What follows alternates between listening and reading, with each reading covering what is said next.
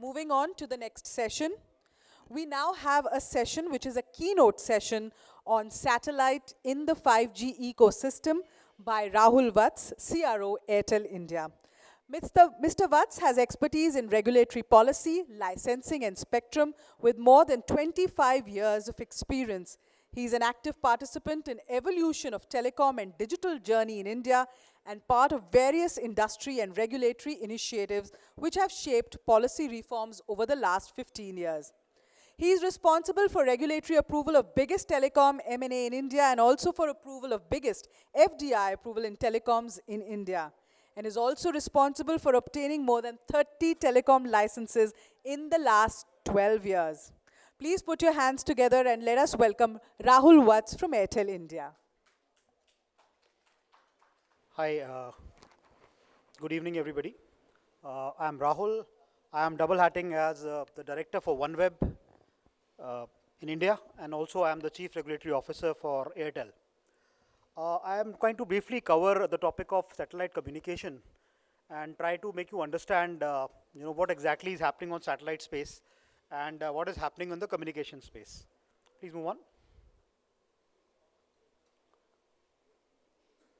Yeah, so basically I'll cover in brief, why is this sudden interest in satellite field, what's changing, why are we suddenly interested in it. I want to cover what is LEO, the low Earth orbit satellites going to do, how are they going to revolutionize the broadband communications. And then I slightly cover on what is there in terms of OneWeb in India and what exactly are some of the issues which we are likely to face going ahead. Go on. So why the sudden interest in satellite? I think the biggest problem today is that nearly 52% of the world still does not have internet access. Right? That is one big indicator. In spite of 20-25 years of 2G, 3G, 4G, and even 5G, the fact is that the world is still underrepresented. Yeah. And out of that, nearly 20% of the fixed broadband is still at a speed below 10 Mbps.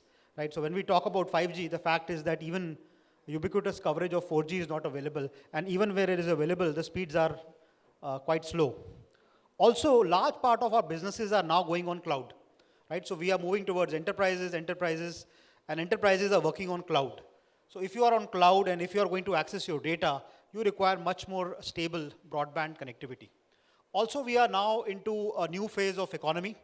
Everybody talks about Industry 4.0, and that is not going to happen if we don't have the connectivity ubiquitous across the world. Go on. So let me talk about the LEO, the low Earth orbit, where the satellites are placed.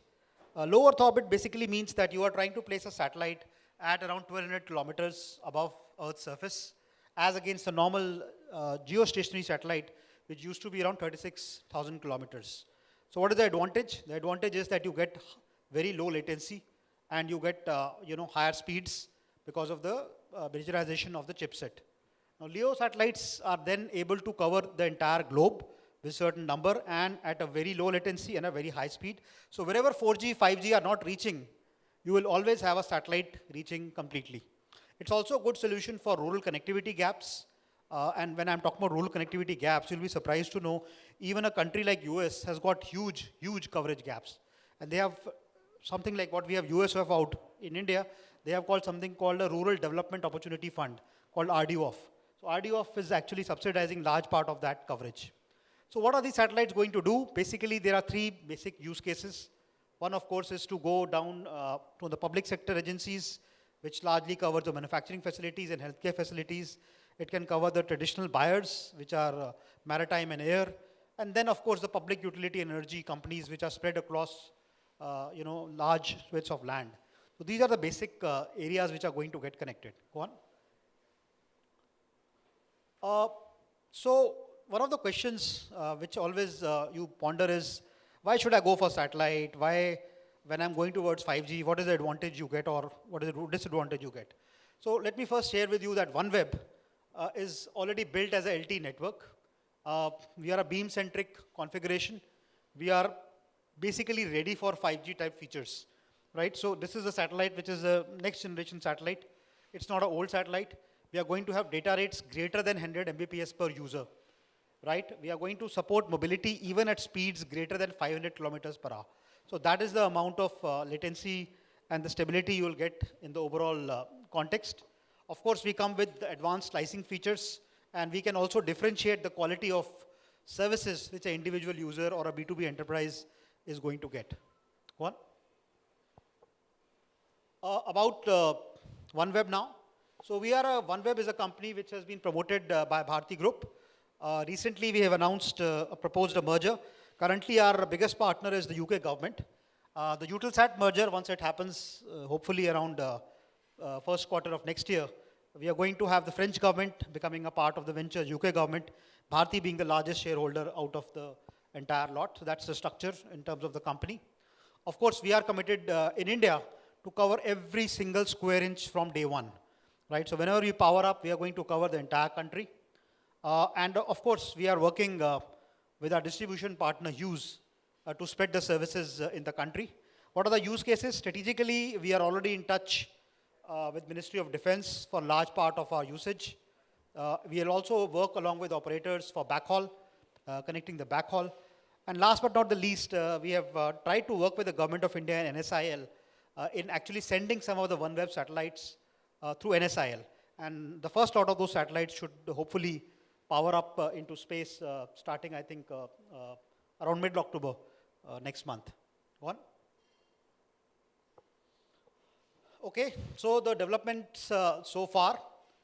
You are, of course, aware that the Prime Minister has announced a new Spacecom policy, and we are all hoping for major reforms to now get a leg up. As a part of that, the Indian Space Association was launched. General Vatts is there, who is representing ISPA. And of course, the INSPACE headquarters have also been opened up in Ahmedabad. So the entire ecosystem is now getting ready for something big in the space sector. What is it that we are currently covering? So already you are aware satellites are covering large part of societal applications. We still have a satellite coverage through phones in some defense areas. Of course, you watch television at home. The DTH is part of the satellite journey. So some part of satellite is already being used. And now we have to move to more strategic areas, applications which require low latency, AR, VR type of applications. And so that is the normal gradation path for this journey. What is the opportunity which is available to us? Well, clearly we are a very minuscule part of the world economy. India's share in global space economy just 2.6%, right? So we have got much large opportunity available in space, and I think that is the pie which we are looking at, and that is why the rush of so many startups in the entire space ecosystem. And we were recently in a conference last week in Bangalore. You'll be surprised, there were more than 30 to 40 startups already, all powered up to really support the space ecosystem. Go on. So what about the policy? I mean, are we in the right frame of mind for a space explosion to happen in India in terms of communication? I think the NDCP was quite visionary. It already visualized that satellite is going to be a way forward in addition to the terrestrial. And so it is one of the paths which has been clearly recognized, particularly considering the needs. We may have need for backhaul, for disaster, for defense needs. But what's the important point to note out here is that it's a nascent industry. Like anybody who's young and anybody who's just come, you require support to be able to grow. And I think that is one point which this industry would require. There is a long talk happening about auctioning of spectrum, etc. Now, if you start the industry with auction, I don't think the space industry is going to ever power up in this country. Go on. So what is it that we are really having as a challenge in the regulatory space? So spectrum, I already mentioned. We require spectrum to grow. We also require that there should be a complete prioritization of how the satellites works. Please remember, a satellite comes with a common set of spectrum, and that spectrum is common throughout the world. So you cannot have an India-specific charter for a satellite system, because the same satellite system is supporting the entire world. So you require much larger coordination. And the usage I have already covered earlier. And that is what, if we require the satellite space to grow, we can get a lot of opportunities in education in covering large areas which are still unconnected. So in terms of way forward, I think the big items out here is to get 100% FDI in this sector, right? It allows a lot of investments to flow in the sector. and of course promotes the ease of doing business. Currently, the procedures which are there for investing in the country, for getting approvals for launching these systems, quite tedious, multiple processes. I think that is something I think which needs to basically change. So that's it as an introduction from the satellite space from my side. I hope you were able to get some flavor of satellite out here. Thank you. Thank you so much, sir.